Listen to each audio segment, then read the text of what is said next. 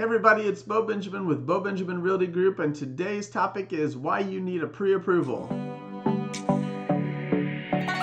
We're back and we're going to discuss why you need a pre-approval. The first thing that most people will do with the realtor is they'll text them a house they want to go see, and they send the address or the link to it online, and they say, can we go see this afternoon? Well, the problem with that is if you go see that, it's not the right order of operation. The reason why is, say you like that home and now you want to make an offer. No seller is going to accept an offer without a pre-approval letter. Why would they not accept your offer? It's a valid offer because without a pre-approval letter, the seller is entering into a risky contract. If they're trying to sell their home, they may be moving to a new job, a new location. They may need the money from this sale to do something important in their lives.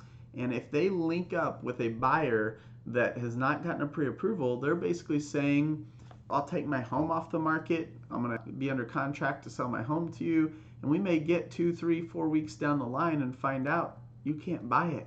And then they just wasted 2, 3, 4 weeks of their time as a seller because the buyer wasn't pre-approved. They didn't go through the pre-approval process to ensure that they could complete the home purchase. So that is the reason why we typically don't start the process without the pre-approval. It's not that the realtors don't want to help you. That's completely valid to want to see a home when you're getting ready to purchase, but we have to know that we can complete the whole process. So that's the reason why we start with a pre-approval. So how do we get a pre-approval and what does it entail?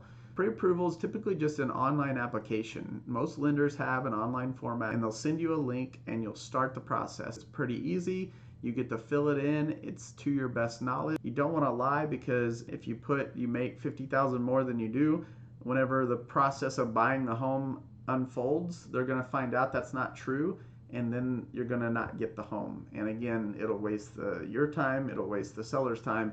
So we don't want to lie. Most people don't, but fill out the application to the best of your knowledge and then hit submit. And most of the time, the pre-approval will come back pretty quickly. Usually the same day. I've had them happen the same hour. Now, sometimes they'll need additional documentation. Most of the time they will. They would like typically to see 2 to 3 pay stubs. Most people can go online to their company's payroll system and download their pay stub pretty easily into a PDF. They just upload it to this pre-approval website, and that's all you have to do.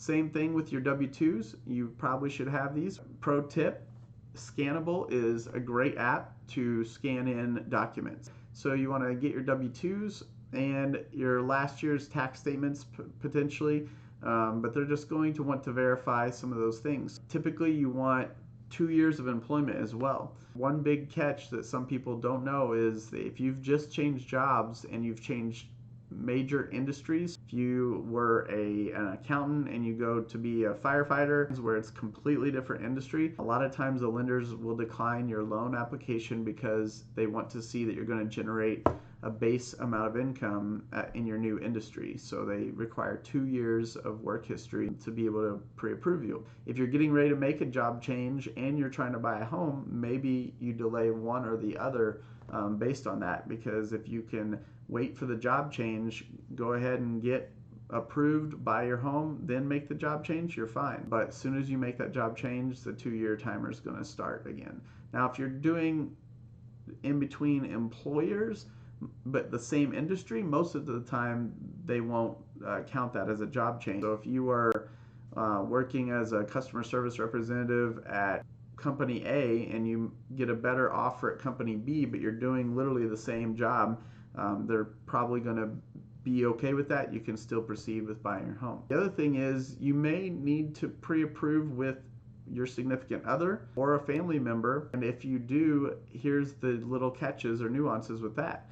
If you pre-approve with another person, they're going to take the lower of the either person's credit scores. They only use one or the other, and whoever's got the lowest, they have to use that. That's a negative, so if you may not want to pre-approve with someone else if you know their credit score is lower, but you may need more income on your pre-approval. So if you're wanting to buy a certain dollar house and you don't quite make enough to get pre-approved for that amount, you can add someone in but their credit score will be used if it's lower than yours. So it's pros and cons, but you can talk with your lending partners. By the way, we have plenty we can refer. We have great relationships here in Indianapolis that we can refer you to. And really around the country, I can refer you to other realtors and lenders if you're watching this outside of Indiana. Happy to help you with anything. If you have any questions, please put them in the comments below or reach out to us. We'd love to help you start your journey of purchasing a new home. If you think this video has been helpful, please like and subscribe to our channel, and we look forward to working with you soon. Thank you.